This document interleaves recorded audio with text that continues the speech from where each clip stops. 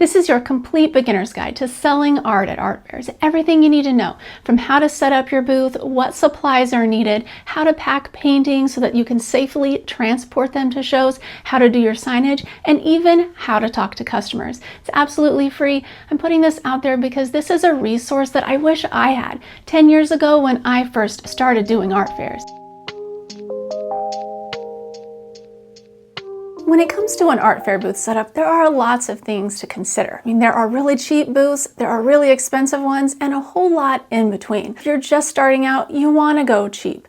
This is because you want to figure out proof of concept. And what I mean by this is you need to be able to get your artwork to a few smaller art fairs, like maybe local shows where your booth fees are $100 or less if you can find them. So that way you can see if your artwork is going to sell. And also you can see if you like doing art fairs, because there are a lot of really bad things about art fairs that sometimes people, when they start doing them, they don't realize, like you're out in the elements. So if it's raining, you're having to deal with rain, getting on your tent, on your stuff.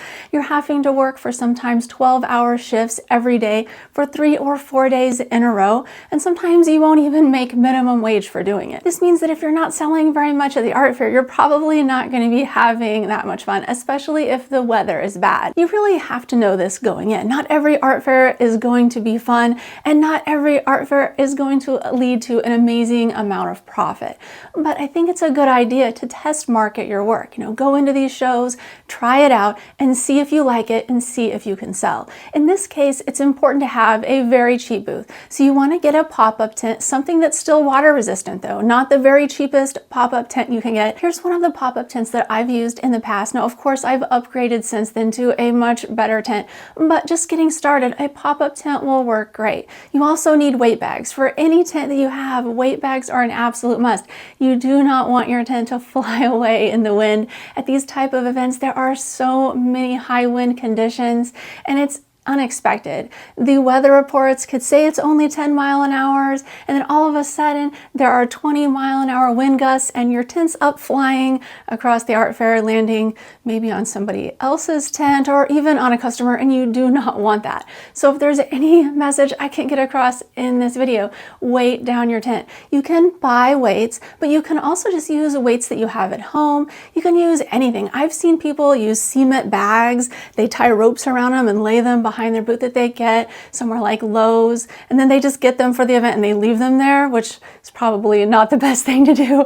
But I've seen people do it all, like cement blocks, cinder blocks, like stacks of them.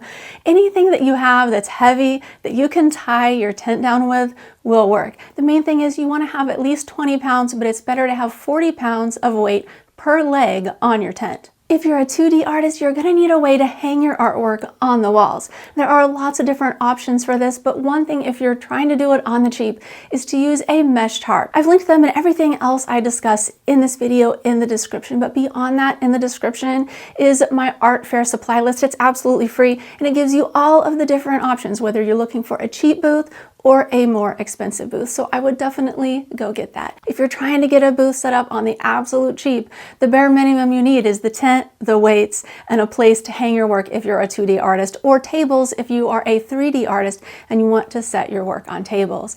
Now, moving on to the more expensive options. Now, this is something that you want to do after you have proof of concept that your work is going to sell at these events and that you know you like doing them, and writing out the ups and downs of doing art fairs, because there are amazing successes, but there are also downsides to it, and you just have to have the grit to get through it. And if you have a bad show, you just got to step up and do the next one and hope it's going to work out better next time, and maybe have a better business strategy so that way it will work out better next time. But if you know that you're bought into this whole thing, you love art fairs, you're able to sell your work at them, now is the time to upgrade to a better booth, because the pop-up tents have inherent disadvantages. First and foremost, they're not as weather resistant as the better tents like this Flourish trimline tent. I have used my Flourish trimline for years. I love this tent, and I will never go back to an easy up after this tent.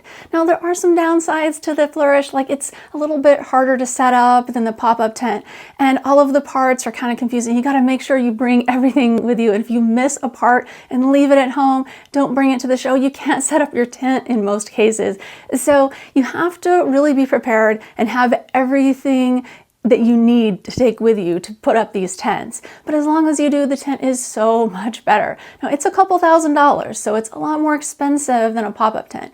But if there is any bad type of weather, like if there's a thunderstorm, you're not gonna have to worry about your artwork getting wet. It is so waterproof. I've had this thing in 60-mile-an-hour straight line winds at a thunderstorm where there was hail, all sorts of bad weather. I mean, it was so bad that we shouldn't have been in the tent, lightning, and nothing blew away. It was just fine. And I had it weighted down really good though. I had around 180, maybe 200 pounds of weight on it, on top of the work I had hanging in there and the weight of the tent itself. So it was very weighted down during that situation, but it never collapsed, it never leaked, and I've used the same tent for about 8 years now, doing 10 to 15 shows a year. It's never worn out. So ultimately, what I'm trying to say here is that these tents are built to last, and they're so very good. So it's worth upgrading if you know you're going to be doing this full time and you have the money to invest in it because you've been making the money doing art fairs for the last year or two in your career. Next is sidewalls. There are two really good options for this if you're trying to upgrade from either grid wall or the mesh tarps. I didn't mention grid wall before because I honestly don't think it's a very good solution. It is cheap, but it's so heavy and bulky that the mesh tarps are a better solution if you're trying to find an ultra cheap way to hang your work. But if you do have these and you're thinking about upgrading, you basically have two choices. You have mesh panel walls. These are also from Flourish. They're the same company that makes the trimline tent that I just talked about. You also have the option of using pro panels.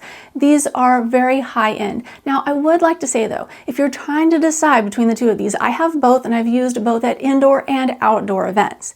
But here's the thing, if you don't have a big van, you're probably not going to be able to carry the pro panels for an entire booth, your art fair tent, like this Flourish trimline, and everything that you need to carry. For example, if you're using a minivan like I am, I can't carry it all in the same minivan. I would need to have a big cargo van to carry everything.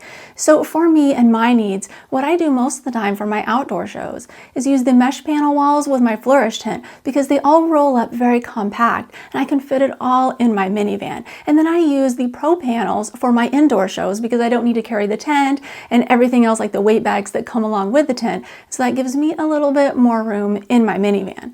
But if I were a person who had a cargo van or had a trailer that I was pulling behind my van that I could carry everything in, then I would exclusively use the pro panels with my Flourish trimline tent. And here's why. Because the pro panels and the Flourish trimline look super high end. When you walk through an art fair and you see booths that are set up this way, you know that the artwork is worth money, that these artists have an amazing setup, that they've been doing this for a while, and they look very professional. So from a first glance, when a customer walks by, they know that work is high end and you can sell it for more money if the customer feels like the work is high end, right? And so all of these factors go into trying to figure out your business plan. And if you're trying to sell your work for more money, then having the pro panels and everything looks super professional in your booth is really important. Another thing to consider is that there are a portion of fine art fairs, like the higher level ones, that will not even let you in unless you have pro panels in your booth. They also want you to have a Flourish trimline or other dome type tent, not a pop-up tent.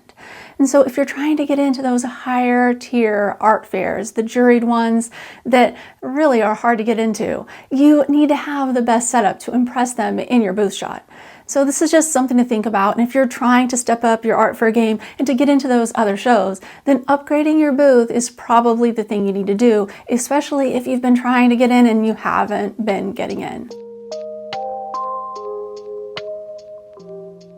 I'm on the shady side of the street, and oftentimes even if you are doing an art fair during the day, when you're on the shady side, you want to have some lighting in your booth. So that's what I'm going to show you. I have a Flourish trimline tent, and what I did is I got their lights that they also offer. They are track lights. You can see them here at the top of my booth. Now these track lights are really good. There are some positives and negatives to them though. They are fairly easy to set up, although when you are setting up your tent, there is a pole that they slide onto. Sometimes if you're not careful, they can crash to the ground, so that's one of the negatives. You have to be gentle with them, and when you're packing them, since they are light bulbs, they could break. And if you have a pop-up tent, you can't use use these track lights because, like I said, they are installed along a pole, and in the Easy Up tents, they don't have poles that go across. So if you're using an Easy Up tent or something like that, these will not work for you. Found these at Harbor Freight. Harbor Freight is known for its really affordable items. And these are by Braun. They're 4-foot LED linkable shop lights. And that is a lot of light. Well, I've transformed my studio into an art print bin showroom. So that way you can see all of the popular types of print bins that are available currently on the market, and you can figure out which one will be the best for your needs. First, we're going to take a look at the metal and fabric sling style print bins. These are available on Amazon. Links are in the description to all of the print racks that I review in this video. And these are very affordable. It's going to be your most affordable and easily portable print rack that you can take out to art fairs or art exhibitions. These print bins come in 3 sizes. This is the largest size here. It is very versatile. You can fit all sorts of different sizes. This is a 17 by 22, so you can see, but you could go much larger if you had very large prints. And like I said before, these racks fold up, so they're very easy to move in and out of art fairs or put into like a van or something when you are moving your items. What I like to do is put a price tag on the very front of the print bin. I tape these on here. Maybe there's a better way you could use zip ties or something, but the price tags look really good and they work well for customers when you have them on the front of the print bin. And the next size down is the medium size. This is also a very good option. You can still fit larger pieces in here. This is the 17 by 22 size. This is an 8.5 by 11.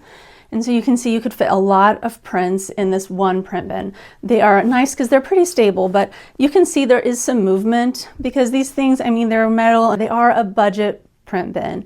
But for a budget print bin, these are really good. I've had these print bins for over a decade. They've still been functioning and working. Next, I'm going to show you the smaller version of these. This small print bin is a tabletop version, and I've just got to say, it's really rickety. I mean, the table that I have on it is also kind of rickety, but this thing, if you put anything bigger than an 8.5 by 11 in here, it's just going to topple the whole bin over.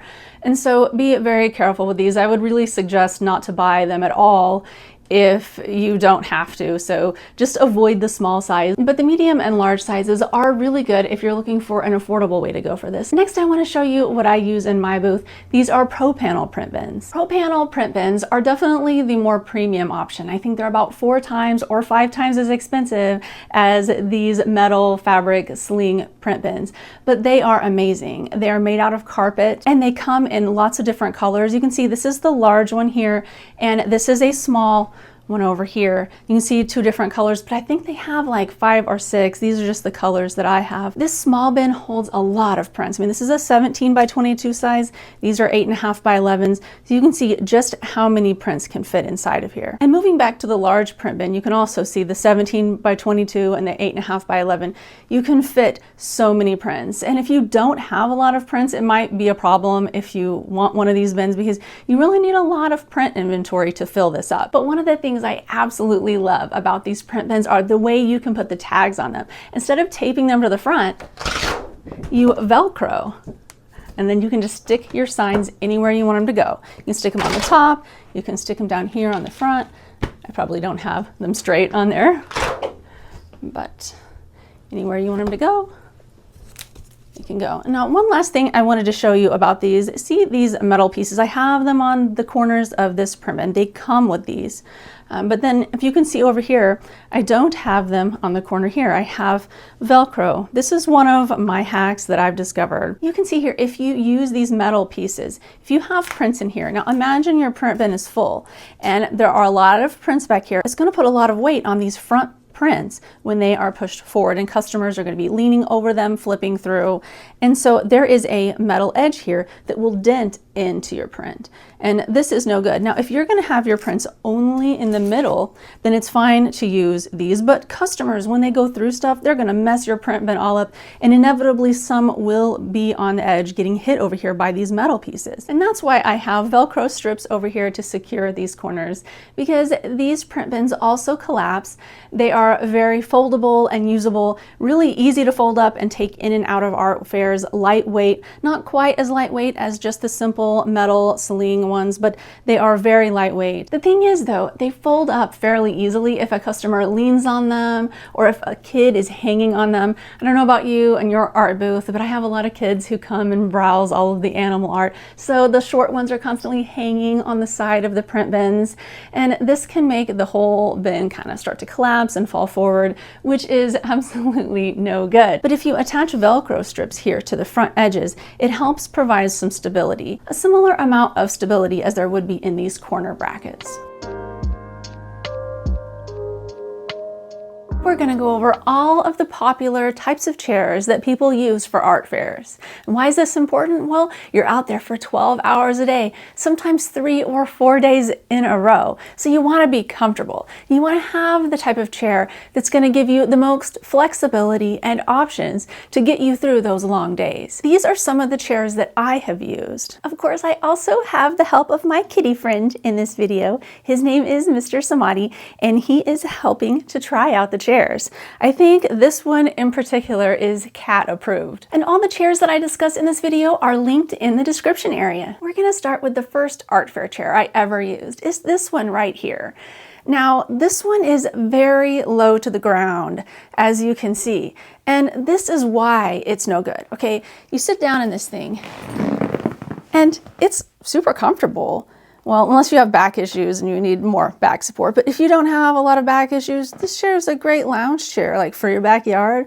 But the problem with art fairs is every time you have to get up to greet a customer, you have to get up out of this really low chair and stand all the way up. That over time, when you do this like 20, 30, 50, 100 times throughout a day, and then day after day, your muscles and your legs are going to be so sore. So that's why you want a chair like this, a director's chair or a bar height chair, something taller, which my kitty is now sitting in. But this was my second art fair chair I ever got. Now, I would like to clarify that it did not come with these arm covers. We're going to get to the modifications here in a minute, but I do want to discuss the benefits of this chair. It folds down really small, just like all of the other chairs and just like the one that we just looked at, but you are at that higher level. One of the things this chair lacks is a place to store items in it. So that's why we then tried this chair, because there is a pocket on the side. It's Velcro and you can stick things in here. Having storage on the side of a chair is really good, because if you have like your phone or a paper and pencil, something that you're writing down notes with at the show, you can stick that all on the side. There are like hand sanitizer, lotion, really any of the things that you might need at an art fair. Now we have another kitty friend trying out this chair. This is my cat Panda Bear. You don't want to look at your little booty, buddy. There we go. He's a sweet little guy. He's a Manx, so he doesn't have a tail, well, or it's a very small tail. But anyway, the thing about both of these chairs that I didn't like was this hole here in the back, and that's how all directors' chairs are. But it means that there is no back support. You need back support if you want to have a comfortable chair that you're sitting in for long hours. I have issues with my lower back. I know many people do. And so these director's chairs, after 12 hours, your back is going to be killing you. So what I figured out is this chair is the best of everything. It has back support and it has a pocket over here that you can hold things with. Also, it has a little place here that you can put your drink and food and things when you're eating. This is so handy. And if your booth doesn't have space for this, you can just fold it down. You don't have to use that stand on the side, but I really love it. It also folds down into a compressed size, which is perfect if you are low on space in your art fair van. And now on to some of the modifications. These armrests right here, if you can see, I am going to try to just flip it over without taking them off. They are Velcroed on here. Now, I found these on eBay, but they have a similar product on Amazon. It's nice because if you're resting your elbow against this wood all day long, your elbow is going to end up getting bruised, or at least somewhat tender. Mine actually developed bruises. So that's why I got these. Now, some of these other chairs, like this one, it comes with a little bit of padding on it. It's not quite as good as these, but it's pretty good. And if you wanted to, you could always upgrade the arms of this. I have found that I didn't need to. But one of the upgrades I did do for this is adding a back pillow. It made it so comfortable. It made this the best art fair chair ever. I got this pillow from Home Goods, but they have them on Amazon, Walmart, pretty much everywhere. They're just little round throw pillows. But if you stick it back here, imagine there's not a kitty. Come on, you gotta move, buddy. Okay. You sit it back here and then you sit on this. It is so nice because it is giving you back support in all the right areas. And this pillow, since there is a back padding here, will stay in place. Now, if you try to do something like this on this, the pillow is just gonna fall all the way through. So it won't work. But if you have back problems and you are in pain at an art fair, definitely try this because it's probably going to solve your issues. But what about if you want to modify the back of this? Try one of these pillows. These are the pillows that you actually sit on at a kitchen table.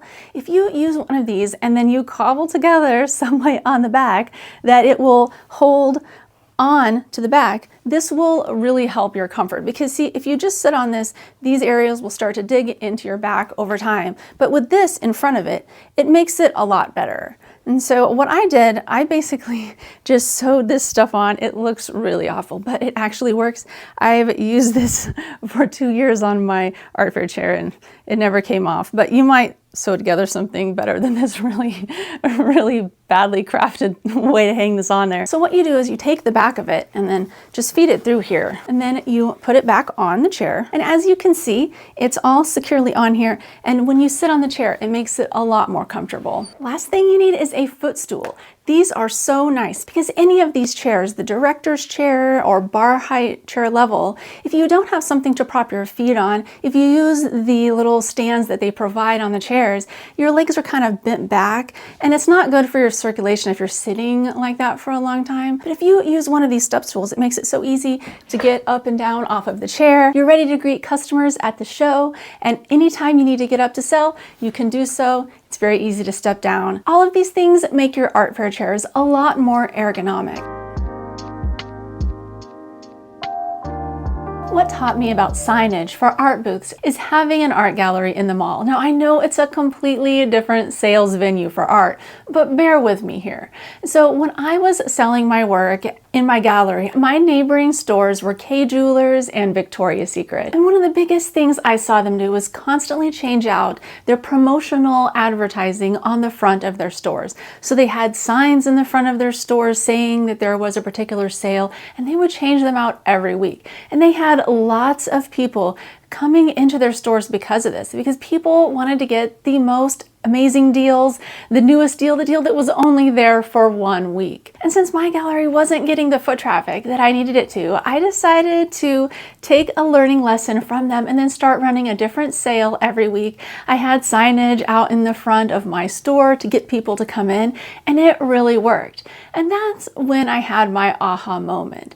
Because at art fairs, if you think about it, we're all in a row, booth after booth. It's kind of like a mall, but on a smaller level and most of the time outdoors. And of course, we're all selling art. We don't have different types of stores. They're not like Victoria's Secret and then a jeweler and then an artist, but there are different types of art. So there's the jewelry booth, the wall art type booth, maybe the original paintings, the sculptors.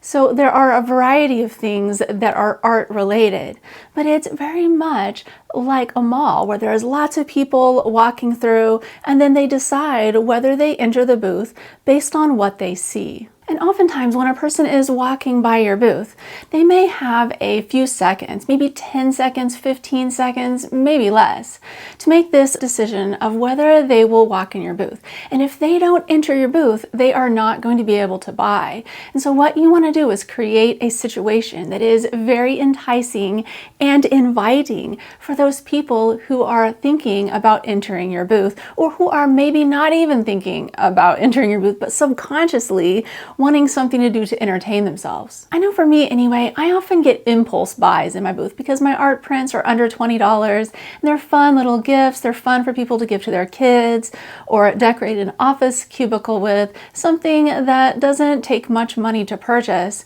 And so they will do it just because it makes them smile. And so I wanted to figure out a way to get more of those people to come in my booth, just like I had gotten more people to come into my art gallery. I also think it's important to point out here that I don't see a lot of artists artists focusing on signage.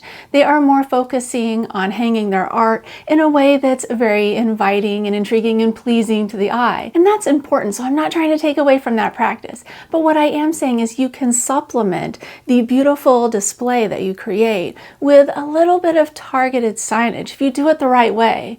And it will really supplement the amount of people who come in your booth. And the more people that come in your booth, the more chances you have to sell. And so this is a win-win situation. And it's definitely helped out my booth and my traffic once I've instituted these couple of things. The first type of signage is a booth banner or booth sign. You can see here I have two different types that I have used over the years. The second one that says Animal Art Safari has been my most successful. I'd like to point out that I don't have my business name, which is Crystal Cole Fine Art, as the main text on my banner. I see a lot of artists do this. I think it's to reinforce their branding, or that's the theory behind it.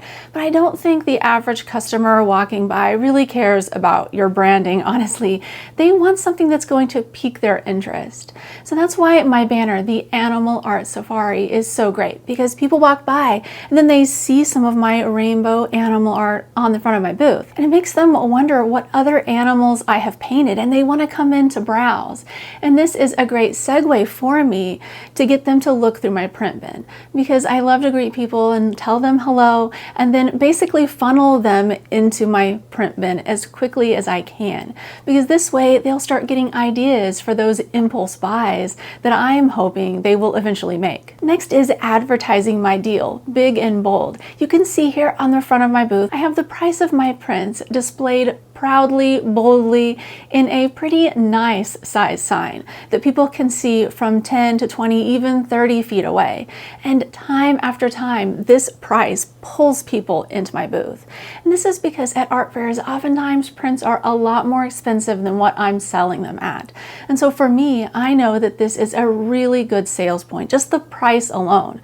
But if they see the Animal Art Safari sign, the beautiful animal art, and then the price, it's like a magnet of customers. I mean, they come over in droves, especially tween girls and families with children and people who have a particular animal that they want to see that I've painted. Let's say they have a Labrador and they want to see if I've painted one of their type of dogs. That said, you don't have to be an animal art themed booth to be able to implement these marketing tactics. This can work for anyone. Let's say you are a photographer and you photograph beautiful landscapes from around the world. You can come up with a title for your booth, like Landscape Explorations International. I don't know, maybe something even better than that. This is just something that I came up with off the top of my head, but you can come up with something that seems intriguing and makes a person wonder what else you have available in that booth for them to be able to explore. And if you don't sell affordable prints, think of some other way that you can put a price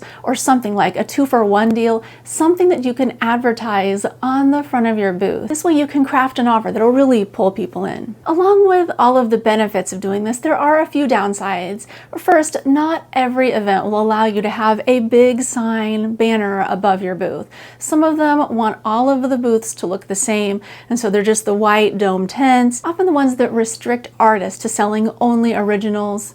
And so if you are at one of those higher end, more prestigious shows, they might not allow you to have a booth banner. Another thing that shows often don't allow are big price signs, like the one I have on the front of my booth. I've actually had shows tell me that it was against the rules and I had to take it down. So if that happens, just be cool about it, take it down, say you're sorry, say you didn't know. And if it's in the rules ahead of time, which often it is, try to read the rules so you will know and you won't put up the sign in art fairs and locations that you're not supposed to.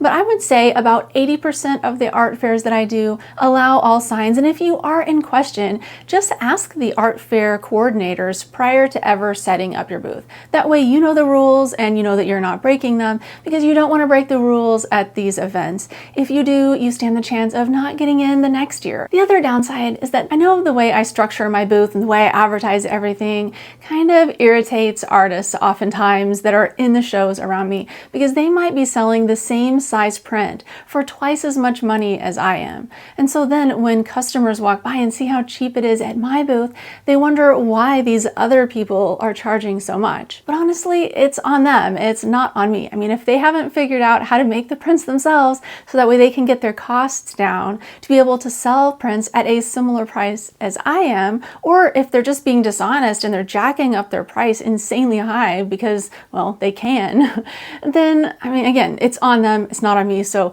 I don't let it bother me. But you might not like having other artists irritated with you by putting the big price sign out there. So keep that in mind. Doing your first art fair can be really, really stressful. I know, because I've been doing art fairs for the past 10 years, and the first few art fairs that I did, I was so concerned if I would damage my work, if I would lose money on the whole thing, if I'd be able to work up the nerve to talk to customers enough to sell anything.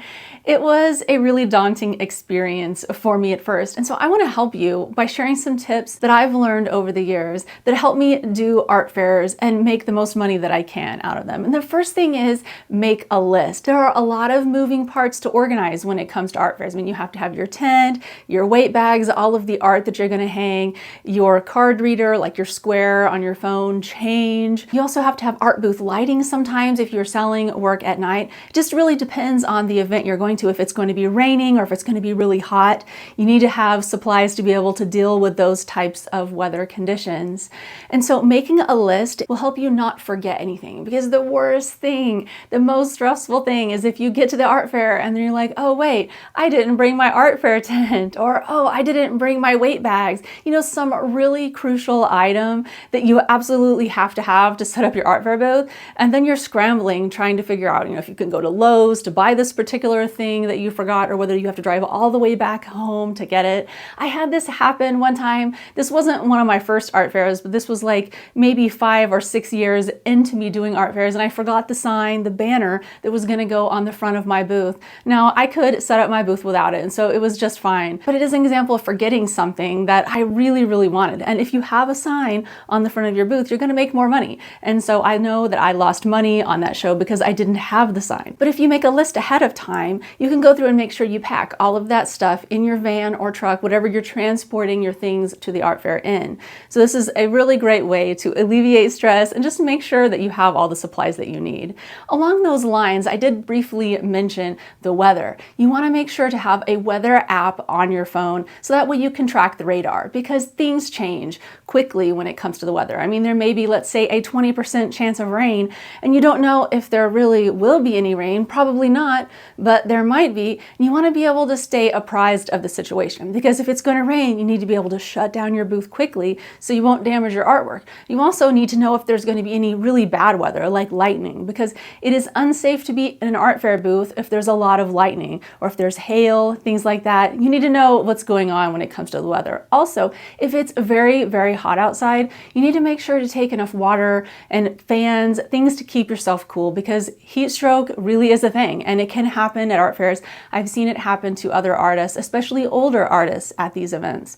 And so if you are one of those people who has health concerns, things like that, take into consideration just how hot it's going to be and prepare for that ahead of time. Next is having the help that you need, because when you're thinking about doing an art fair, oftentimes as artists, we're doing these events ourselves. You're setting up your booth, you're manning the booth, everything yourself. But if that's the case, then you need to realize that you're going to have to leave to take bathroom breaks, have a lunch break sometimes, have a little bit of time away from the booth. So you got to kind of keep in mind how you're going to achieve that. Now, some people plan ahead and know that there are booth sitters at the event and they schedule somebody to come and watch their booth. And so this is part of preparation. If you know that the event is going to have booth sitters, you need to figure out how you will be contacting them, and they'll have some way to do it. Some events have a form that you can fill out where you can just put your name on the list and a time. Other events have text messages where you can text someone who's volunteering there at the event and they'll come booth sit. Sometimes you just have to flag down somebody as they're walking by. And so you'll have to see how each event does this. But if you don't have a booth sitter, then you have to plan on just running really quickly to a bathroom break and coming back and leaving your booth unattended, or hoping to find another artist nearby who can watch your booth for you while you leave. But if you have another artist watching your booth, you have to keep in mind that they are also watching their booth and they need to sell their work, and their work will definitely always take priority. And so you might not have as good of a booth sitter as you think you do in your booth neighbor, and you shouldn't really count on that too well. And I usually don't. I always try to bring somebody with me to the art fair to help me do the art fair, and I pay them to work for me. I don't just get volunteers. And this way I have all of the help I need. Now, when you're first starting out, you might not be able to afford to pay someone, but you could ask your significant other or your kids or some other family member who might be willing to volunteer to help you at your booth and go with you to the show. And by doing this, you'll be able to lower your stress levels, because if you know how you're going to get bathroom breaks, how you're going to have a lunch break, you'll just have somebody there to back you up in whatever capacity it is. It's going to make you feel less stressed. And that's the whole thing here with preparing, right? Is that you want to go into this in the best possible headspace with the least amount of stress. And so preparation is key to be able to do this correctly. But also you have to realize that you're going to have patience with yourself, because when you are first starting doing art fairs, you're going to make tons of mistakes. But each time you make a mistake, like you forget something, or you don't have enough help, or it's raining and you didn't realize it was going to be and you ruined some work, anytime some of these things happens, it's going to make you a better art fair artist, because it's going to teach you resilience. And this is one of the things that preparation can't really do. It's more like practice gives you resilience, but resilience is key to being able to have a good headspace going into this. Because if you know that you can make it through it, like you've made it through a whole bunch of other stuff before, so you can really handle anything that comes your way, then you'll be a lot less stressed, and you'll know that you can do it. You'll have confidence in yourself and your abilities to sell your work at the art fair. I know this goes without saying, but make sure that you take enough art with you. I've seen it lots of times where people underestimate the amount of work that they're going to sell, and so they take just barely enough to very lightly hang their booth, and they sell a bunch of stuff, and then after the first day their booth looks really empty, and then nobody buys anything on the next day because there's not much left to be able to sell. My rule of thumb is to take double the amount of work that I think I'm going to sell. That way I always have enough. Also, make sure you bring artwork that's at different price points. What I mean by this, even if it's an all original show, you need to have some lower price pieces there, because people from all different income levels attend these events, and the lower the price that you have your art for sale for, the easier it's going to be to sell. And if you're just starting out, you want to have some quick wins. And so I like to do this by having very low priced art prints, but you can do this with originals as well. Just paint like 6x6 really small pieces. Have some big ones too, because you need to have a variety in your booth. You need to have some big pieces to really pull the viewer in, and you need to have some small pieces that people can easily afford. I don't know about you, but when I go to an art fair and I'm trying to sell my art, I want the environment there, the vibes to be amazing. I absolutely hate having people next to me that are just horrible vendor booth neighbors, right? Man, I mean, some of these people are just awful to be around. And so I want to go over art vendor booth etiquette tips so that way we can all have a better art fair. First thing is, don't play excessively loud music out of your booth, especially if there is a stage right next to you or nearby you at the event, because a lot of art fairs have music stages at them, so you don't need to provide extra music on top of it. It becomes a real racket to have to listen to. I mean, think about, there's a band on the stage and then your neighbor's blaring some loud music that doesn't go with it at all. And people have different tastes than you when it comes to music. I don't like to have music playing that's going to annoy my customers. Some people really hate country and Western music. That's me right there. And also some people really hate EDM music. I love EDM, but I wouldn't play either of those in my art booth, because there are some people who have really strong emotions and preferences either for or against those types of music, among many others. And we all want to make sales at these events, so if you have a neighbor who's blaring some music that's annoying your customers and you can't talk over it, your customers can't hear you. I'm very soft-spoken, so I have a hard time talking over loud music. And so for me, neighbors who are playing music, I always go over and ask them to turn it off. Sometimes they just turn it louder when I ask them to turn it off. The ultimate thing here is treat others how you want to be treated. If you had to listen to some really loud music that you absolutely hate for 8 hours a day, 3 days in a row, and it was ruining your sales, wouldn't that piss you off? It probably would. So don't do that to other people. This next one happens particularly often, and this is having friends and family or children come with you to the art fair, having them spill over from your booth into your neighbor's booth, or making a really loud racket, creating a traffic flow problem down the entire aisle of the art fair. It's just not cool. We need to be able to sell stuff. We need to have traffic flow. We need to not have anything that's distracting customers. And so if you have people with you who are helping you, that's a good thing. You want some help. But make sure if there are a lot of family members with you, especially if they're kids or pets, make sure they're behind your booth so that they're not bothering the other vendors near you. Next is smoking. Seriously, it's gross. If you're chain smoking behind your booth or in your booth, around your booth, it's probably going to annoy your neighbors and any customers who are non-smokers. And most of us these days are non-smokers. So keep that in mind. If you are going to smoke, make sure that you go downwind from everyone, well away from the art fair. Next are selling items that could damage another artist's work. And what I mean by this are mainly items that are demonstrated by showing bubbles. So bubble guns, bubble wands, things like that. Bubbles, when they go in the air, they can travel a long distance, and then they can pop on another artist's work and cause it to get wet, soapy. It can cause discolorations in paint, stickiness on print racks and print bins and on the prints themselves. It's just disgusting. And sometimes artists go to these events and they make these beautiful bubble wands and they think that they should be able to demonstrate them for their customers. But then all of us around them are like, but you're ruining our work. So please just don't even come to an event thinking that you are going to demonstrate an item that is going to harm someone else's work, because it will harm original paintings when they get soap on them. I mean, it's pretty much logic 101, right? You would not put soap on any type of painting you owned, would you? So don't create a situation with bubbles that is putting soap on someone else's hard-earned work that they're trying to sell. Last but not least is it's important to keep everything that you have in your booth inside the booth. I see people do this a lot of times where they put print racks out in front of their art booth, thinking that it is inviting people in to look at the print rack, and then they'll come the rest of the way in your booth. Or maybe they will sit out there in front of their booth along one of the sides. But if you are sitting in front of your booth, that's blocking traffic from your neighbor as the people are walking through. And so it's not cool to do that. It's better just to keep everything inside your booth. That way there is a steady line of traffic flow in front of every booth, and nobody is blocking anybody else's traffic flow, and everybody gets their fair shot at people seeing their booth, because we're all paying a lot of money for these art booths at these events. And don't just think about yourself, think about everyone else too. And so this way there is a good amount of traffic flow, a good vibe, a good environment, so that way everybody can make sales, because that's what we all want. I know personally, I love it when I see artists next to me succeeding and then I'm also succeeding, because there is a place for everyone at an art fair to succeed. We all have different target markets, even at the same event. You know, I might be selling to families with kids, whereas my neighbor might be selling to older couples who are wanting large paintings for a big room, things like that. And so we're not in direct competition. It's better to just make it a good vibe and an even playing field for everyone. I'm going to show you 3 different boxes that I have. This one over here is a custom box that I had a box company make for me around 8 years ago, and it has held up this entire time. So it was a really good investment, but this box was expensive. It cost me about $60 to have made.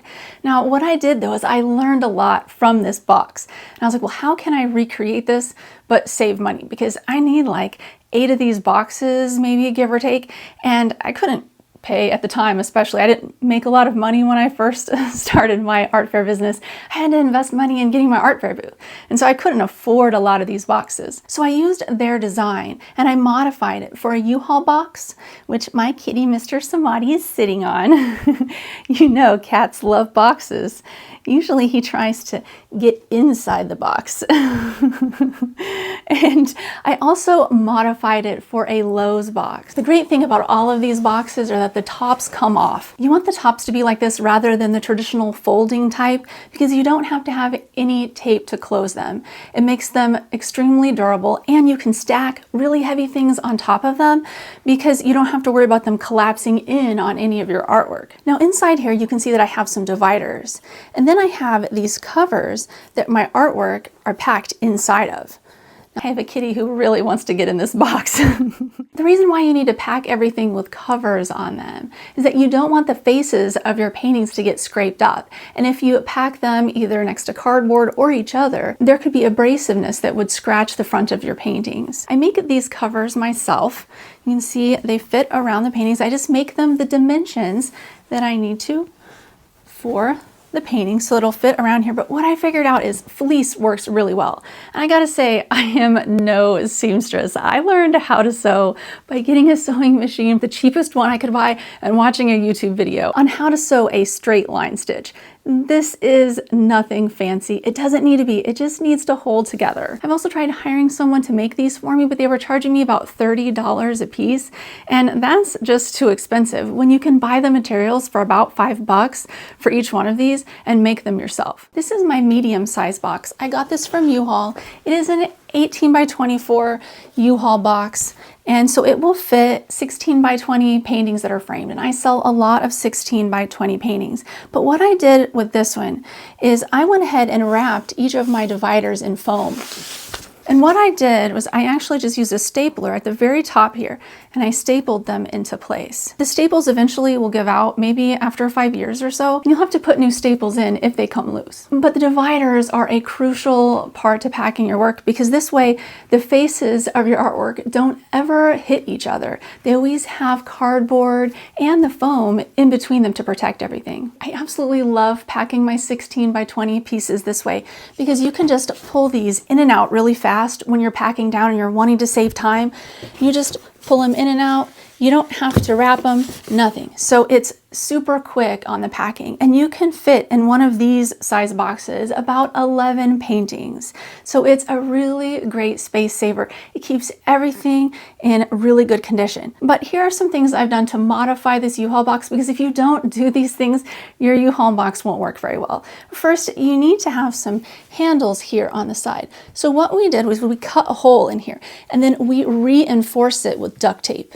Duct tape is your best friend when you're coming to making these cheap boxes into something that would be similar to a really expensive custom box. The next thing we did was add waterproof duct tape to the bottom, 2 layers of it, because you are packing your work indoors, outdoors, everywhere. There's rain. At one event, we had a huge amount of soda come down the street because there was a root beer vendor that released all of their excess root beer and just gross stuff that had been sitting in their vendor booth tanks for the entire event. They released it into the drainage areas, and so it flowed through everybody's stuff and ruined it. But I had mine packed with these duct tape layers, and it saved all of my artwork. And then if it was sticky on the bottom, all you have to do is wipe it off with a wipe or something like that afterward. And so the duct tape is a crucial component to having these boxes last. If they weren't duct taped, the water or soda would completely ruin them. The other thing I want to show you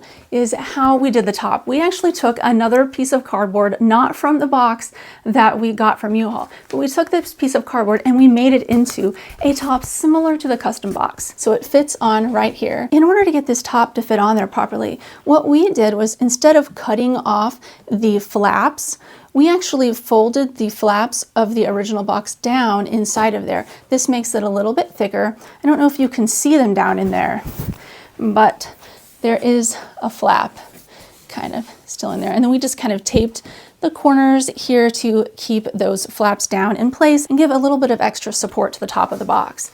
Now, with all of this in here, even though we didn't make the box top out of super strong cardboard, they're strong enough that you can stack print bins or other very heavy boxes on top of them. I've even covered them with a table cover and used them as tables at an event. Another thing you want to make sure of if you're packaging your paintings this way, where you don't have the pockets of fabric wrapping completely around the painting, but you just have the foam wrap around the cardboard, is to put a little foam wrap in the bottom of the box before you stick all of these packing materials in there.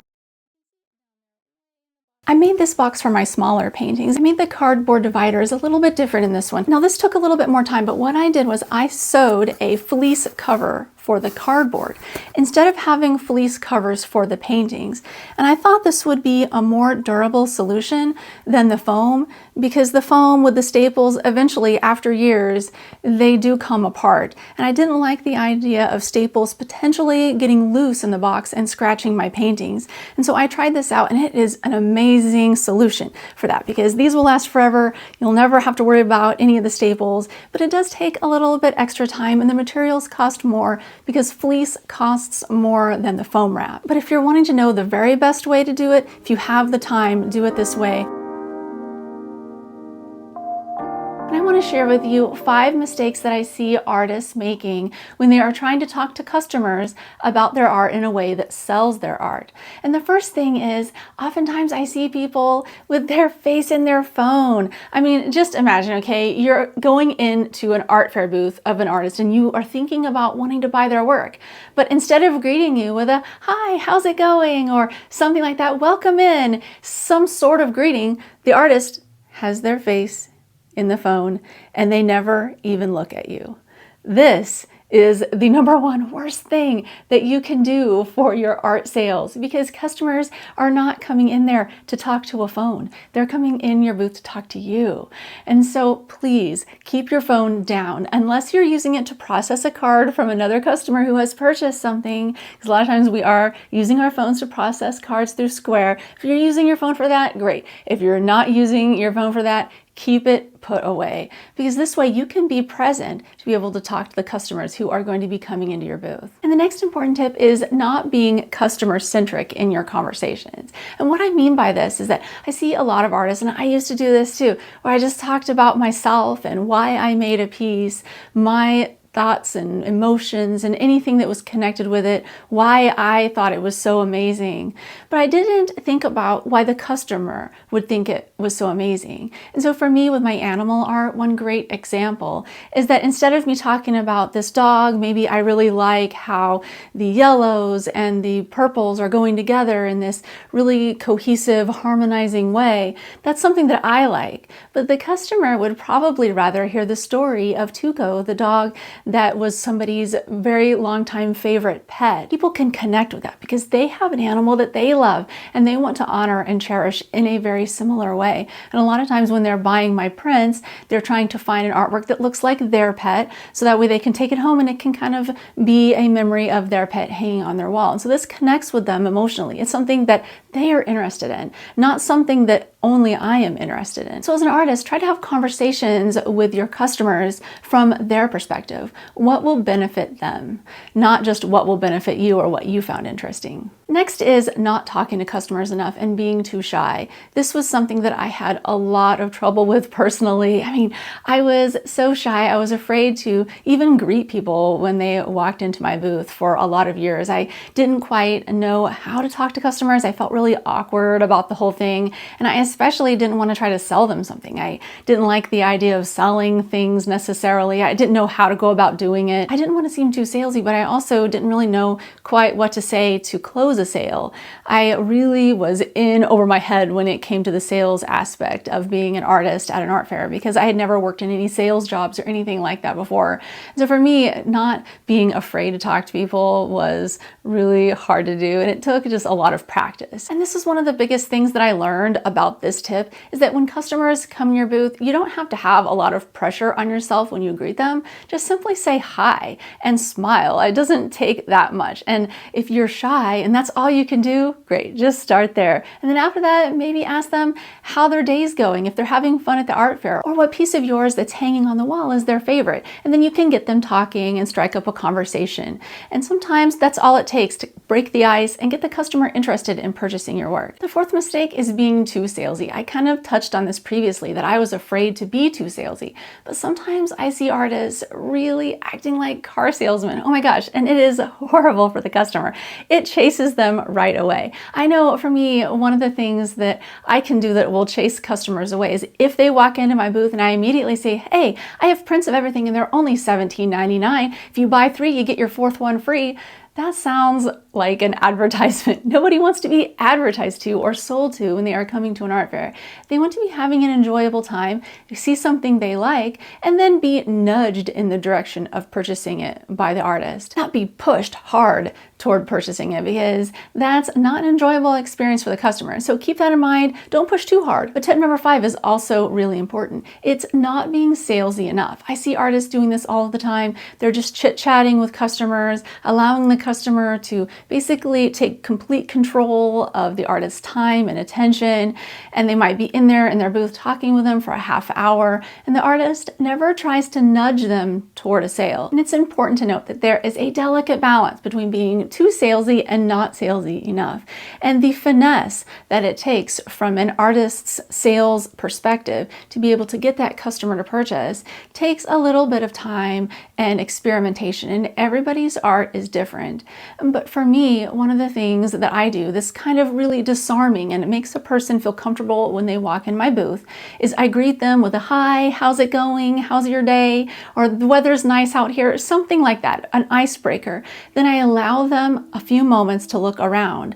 And then I just mention, like, I'm trying to be helpful to them, because I am. The whole goal is to help them when they're in my booth so that I can help them find the thing that they want. Not push something that I have on them, but help them find the thing that they want. And so usually what I want to do is make sure that people realize that I have prints of everything hanging in the print bins. And I don't say the price. I have the price really large displayed on the print bin so they can read it. It's easy to see, it's easy to understand, and I just leave it there. Because if I start talking prices, that usually chases customers away. So I just let them read the price, and then they can ask questions if they are looking for something specific. And sometimes I might even say, hey, are you looking for something specific? I can help you find it if you're looking for a specific dog or a cat. If I see them looking through my print rack for a while, and this way I can help them find the thing that they are looking for. And this makes customers feel very happy with you as an artist, because you're helping them, but you're not pushing something on them that they don't really want.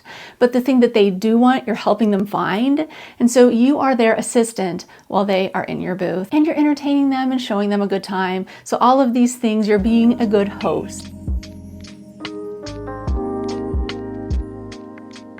The first thing that I do is go to a website called Zapplication. It is awesome. You can search by the state. So let's say, for instance, you are in Colorado. You can type that in, and then you will see an entire list of art fairs in your area that are upcoming. And you can apply to them right there on the platform, pay your booth fees, application fees, everything right on there. You can also see their rules and guidelines.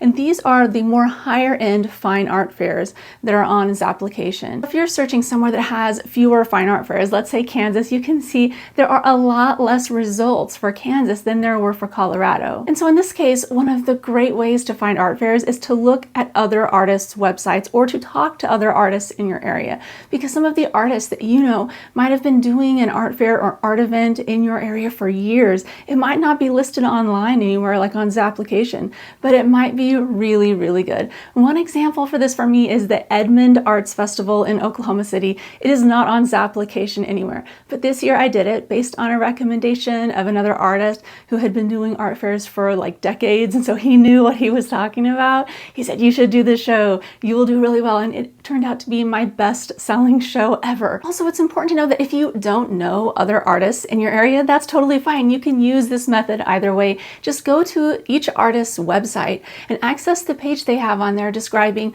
all of the list of their upcoming shows, because most artists who are actively exhibiting in art shows and art fairs, art markets, things like that around their area, they will have a page on their website that lists those. So you can go through there and you can see, if you look at several artists in your area and all of them have one particular show on there, you can take that as a pretty good bet that if you do that show, you will do well. Next are searching online. You can literally open up Google and type in the words art fairs near me, and all sorts of events will show up that are in your area or around your area. Last is Sunshine Artist Magazine. Now this is an older edition. I don't have any of the new ones because I kind of know what shows that are in my area that I want to do. But the thing is that they have a top 200 list.